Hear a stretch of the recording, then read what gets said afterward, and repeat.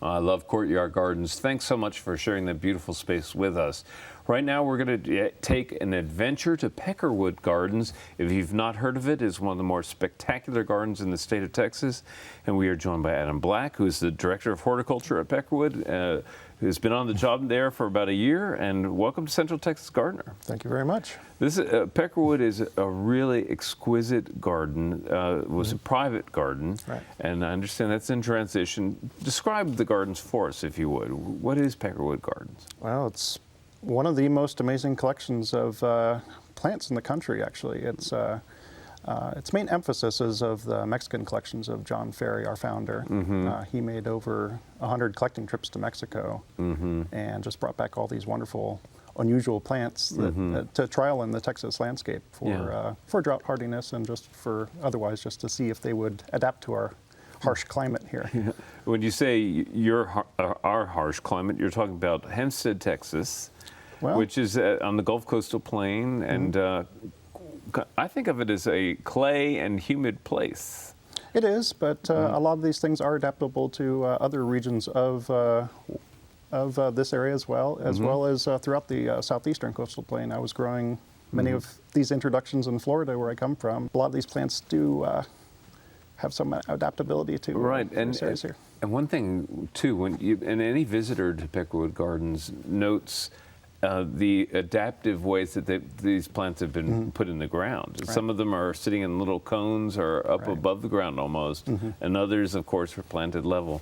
So you see lots of different planting techniques. Yep. What would you describe the mission of Peckerwood Gardens to be now that it's a public institution? It's made that transition from private garden to public garden. Right. So we want to preserve the gardens. John's garden is basically a living artwork in addition to being a very important conservation collection. Yeah. So we want to preserve basically his art as it is, and we also want to continue expanding upon what he's done. So basically preserving his legacy while also continuing his mission of exploring the world for new and unusual plants for the region. And then the expanding of the gardens, I think, would be incredibly exciting opportunity, and that's something that you're working on right now.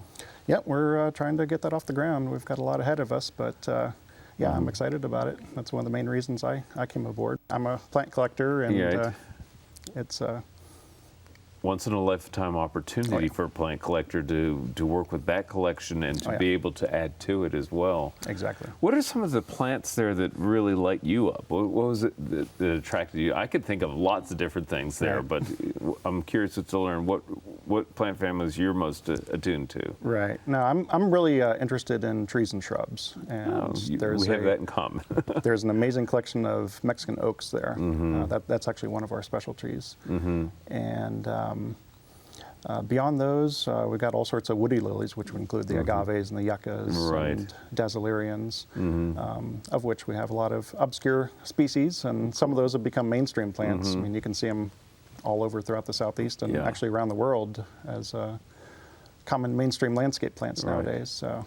One of the things that lights me up when I go there, coming from Austin, which is not particularly friendly to plant species like the magnolias, and those southeastern species that can do so well there. And I remember one visit where early spring when the deciduous magnolias were blooming, and there were literally a dozen plants. I had no idea what they were. It was really a lot of fun. Yeah.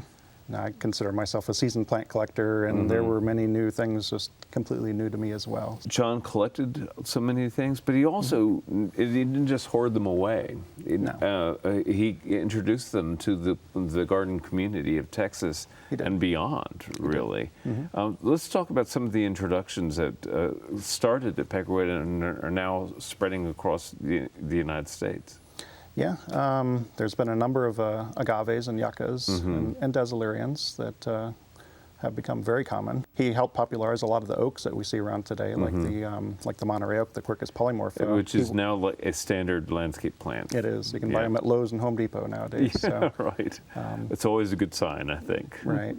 And there's many other hidden jewels in there that I think have great potential for the future as well. That we just need to continue promoting and showing around. Well, and that's one of the, I would think that, the recording how these plants do and reporting out on that is a part of the mission as well, right? It is. Yeah. We keep, we make sure that they're adaptable to our area before we even consider promoting them as something adaptable to Texas and beyond. Well, one of the cool things about Peckerwood is that there are distinctive parts of the garden, and these actually are reflective of the different kind of microclimates on the site, correct? Right. Now, John, he collected a wide variety of things, both from very wet areas and from very dry areas. So he would have different zones around the garden devoted to the desert plants, right, as well as those that would grow in a more cooler, moist climate. So over time, the garden has kind of developed its own kind of microclimates that, or we can best position a lot of these plants based on their needs. Another thing I think of when I go there is the experience of kind of wandering through the landscape. You have these beautiful kind of woodlands, glades in a section of it. Yep. And then you enter kind of the dry area, which is kind of on a rise or a hummock. Yep. And there it's like this striking sculpture garden of agaves and things like that. It's really quite remarkable.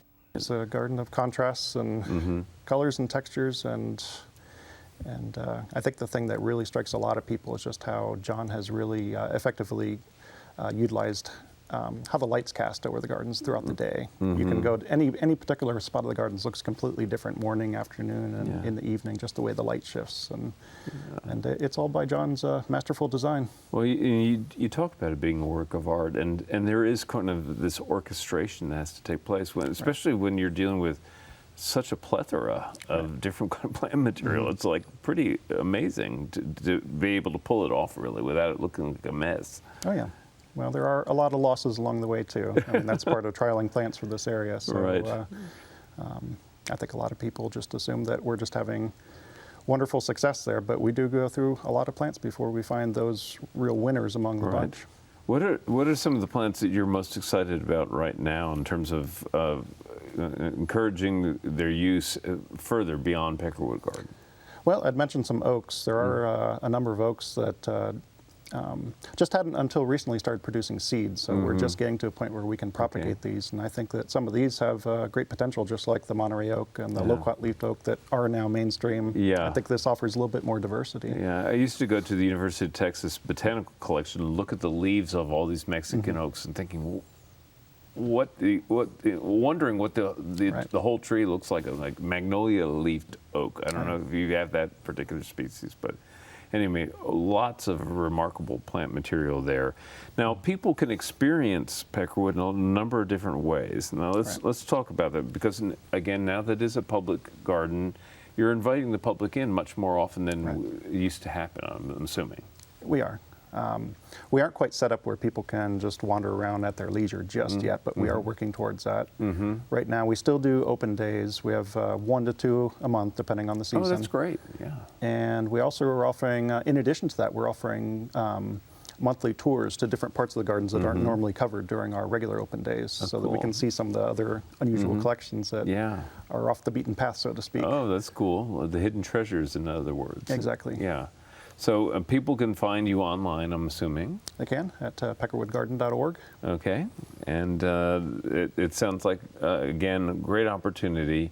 And they can find you on the web. They can visit in person a couple times a month. Is pretty good. Much more accessible than it used to be, so that's awesome. It is. And certainly wish you continued success with Peckerwood, and be interesting to follow the expansion coming up. I know that you're probably chomping at the bit to get going on that. Oh yeah, we have a lot planned. Thank you so much for being a part of our program, and best wishes to you and the whole team over at Peckerwood Gardens in Hempstead, Texas. Thank you very much. All right, thanks. And coming up next is Daphne.